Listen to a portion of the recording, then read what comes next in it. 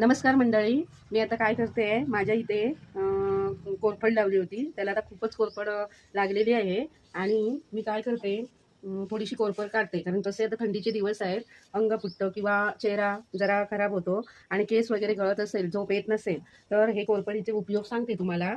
हे कोरफड काढायचे, त्याच्या पाती आणि त्याच्यामध्ये हा जो डिंक आहे ना, हे सोलून वरचं काढून एका वाटीत किंवा ह्याच्यात घेऊन केसांना लावायचं किंवा चेहऱ्याला लावायचं.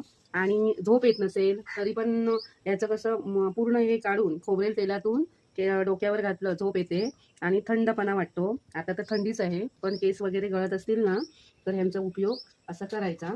आणि तुम्हीही कोरफड लावा तुमच्या घरी. कोवळी पात त्याची नाही कापायची, जरा अशी तयार झालेलीच पात कापायची आणि हे करायचं, त्याचे आत सोलून गर काढायचा आणि आतलं जे असतं ना ते काढायचं.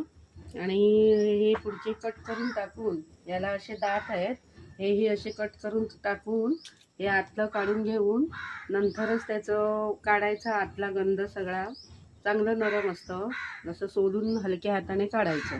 आणि त्याच्यानंतर आपण केसांना लावला तरी, केसांना तर लाव